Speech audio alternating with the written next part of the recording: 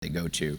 The schools should be at risk, I think, too, and they should pay. But the key thing is, there's these income share agreements.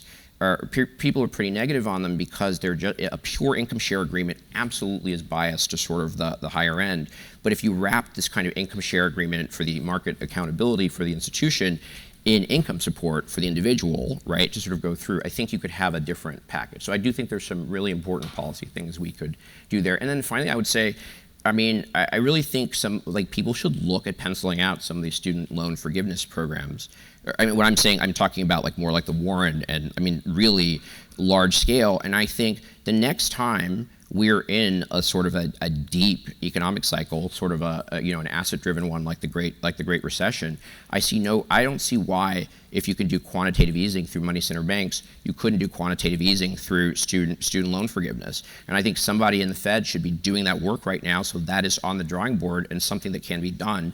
I don't know that you do it necessarily through fiscal policy, but to do it at that point, to have, in case of emergency, break glass, and for the economy to be recapitalized from the bottom and the middle up rather than from the top down. I don't see why we couldn't do that. I think we should. Camille and Mónica, I want your takes too. I do want to go back to this poll where we asked what policy would be the most effective at closing the racial wealth gap. I'm seeing a lot of reparations on here, HB 40. I am seeing a lot of wealth tax and also a lot of increasing wages. What do you think? Well, I'm going to become a very romantic person. I think it's a policy of wellness. I think if we start focusing only on the labor market, it's the outcome of many other policies, and then you just leading, like a doctor, you're just having targeting the fever instead of whatever is creating that fever. So a policy of wellness should start with, if we're having conversation about what are the issues that each one of the communities is having, so having diversity in the tables where these policies are being discussed, and not just the voice of those people, but also they having a seat on those conversations. And then a second one, I would say, separating jobs from wellness. So separating job from wellness goes that directly to separating health benefits with jobs, and separating benefits like retirement from jobs, where people can't, separating in a way is like no living alone then, those kind of issues. Understanding that those are something that the individual should have regardless of whether they're having a job or not.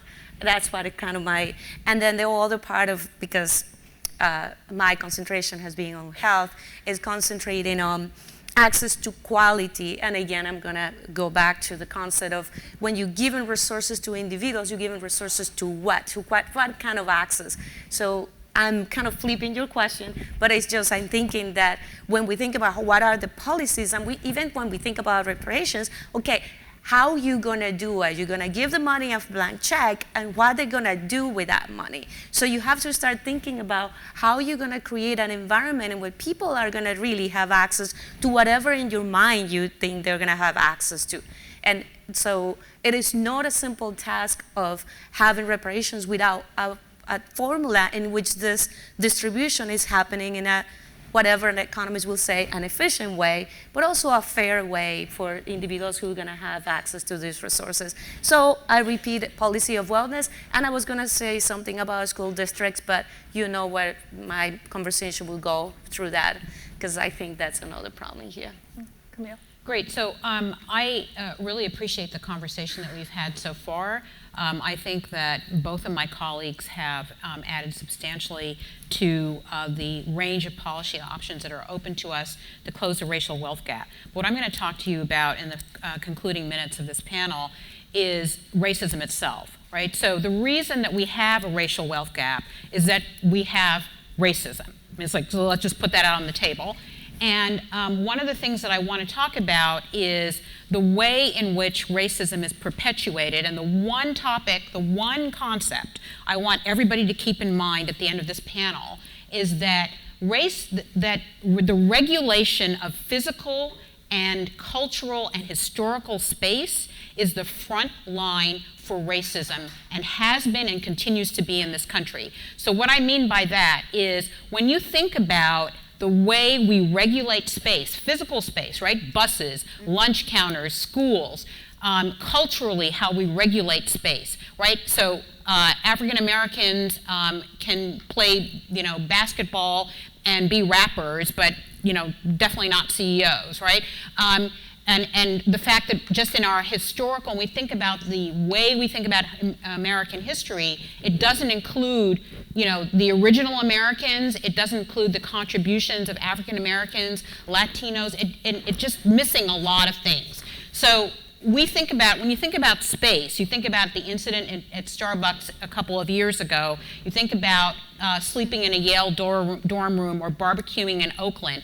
This racism is about regulating space in all of its various shapes and sizes. And so when we think about that, we have to be real. Like, we need to have data that really, I think, shines a very bright light on that kind of regulation of space. So I would say, as people who are working as economists, we really need to think about what's the kind of data where we can show where people are, right? We can show that people exist. And the kinds of data that we typically collect are in very neat areas that don't allow us to talk about the regulation of space. So that's number one. So the second thing I would say is that as a profession, we need to be detailing the mechanisms that lead to the fact that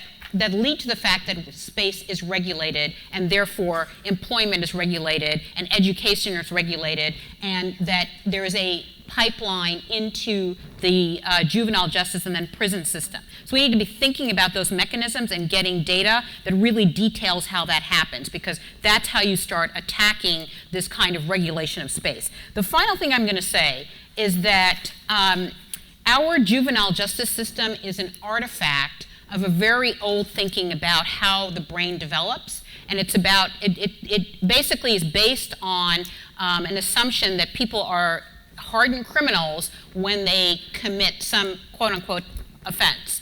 And obviously, neuroscience, bioscience has moved way beyond that. And I would say that the one policy I would endorse to close the racial wealth gap would be to get rid of the juvenile justice system all over the U.S. Yeah.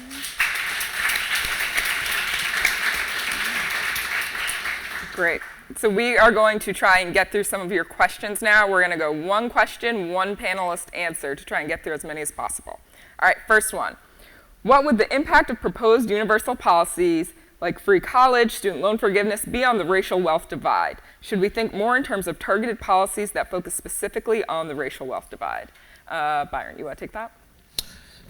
Yeah, but I just want to say that on the House Bill 40, I mean, I would strongly support that. I don't know if you guys have read, or if you've read the bill. I mean, it is about the data. It literally is about the data. It's about understanding, like, what is there to compensate for American descendants of slaves, and then, black people living under sort of, quasi-apartheid then, I mean, it's really, if you really want to understand the problem, like, the bill is a thing that allows the country to understand the problem. And I think it's definitely something we should do.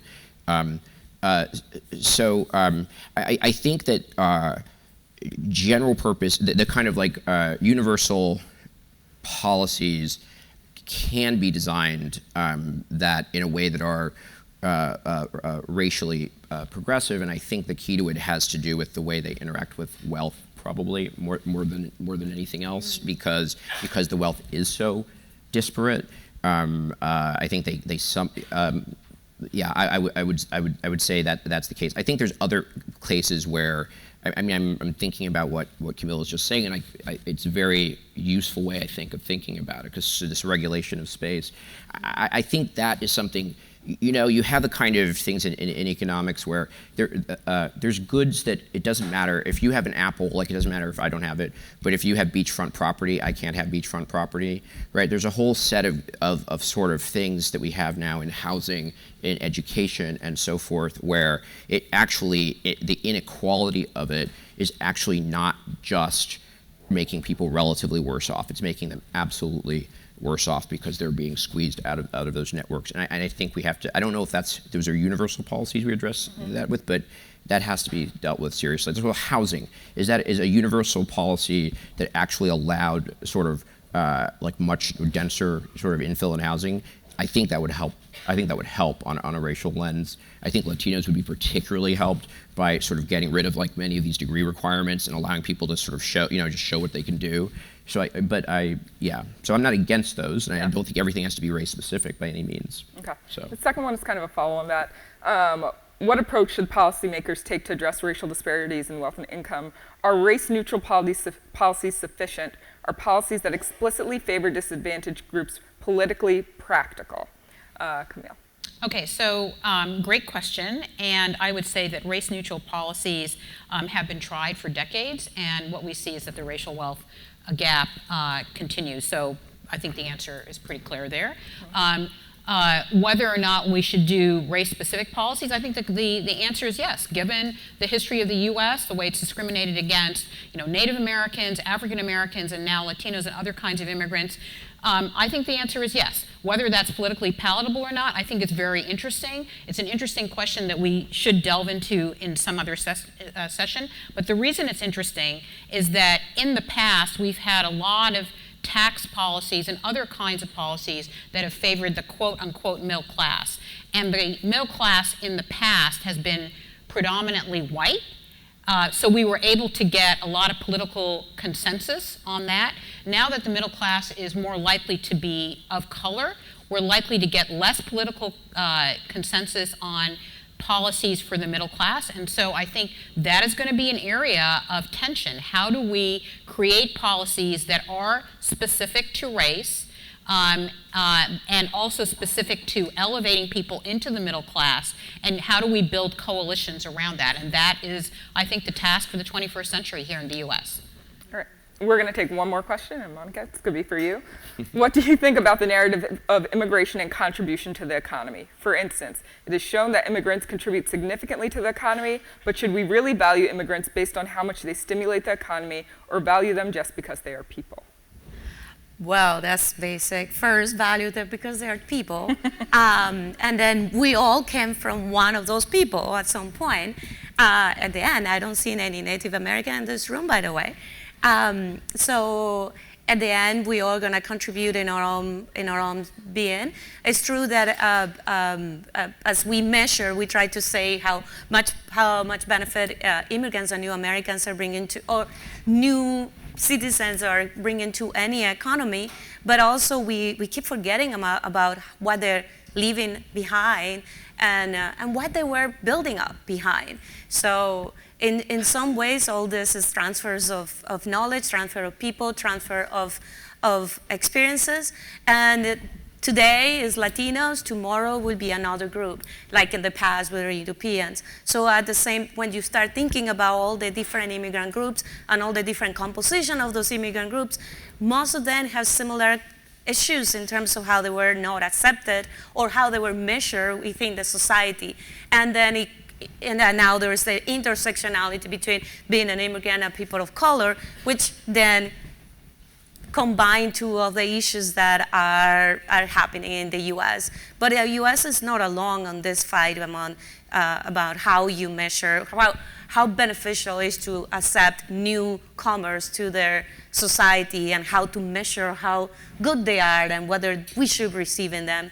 And I think this is a conversation of spaces, regulating spaces, and regulating spaces even among minority groups. So this is something that it becomes a fight within minority groups, and that's something that we have to, as ourselves, minorities, we should be looking into how we are finding coalitions, finding fights that are common factors for all of us. Byron, you had a hyper quick. I just want to say, we haven't explicitly said it, but I think one really promising thing is thinking about the generational dimension of that because Gen Z, particularly millennials, are way more diverse. And I think in terms of political movements that are broad and yet do have a much more restorative, I think that's a big deal. And they've been totally shafted. I mean, it's true. So, okay, boomers, like, I think it's time, to sort of get behind Yeah. that Gen Z. I think that's a perfect place to close. Everyone join me in thanking our panelists. Thank you.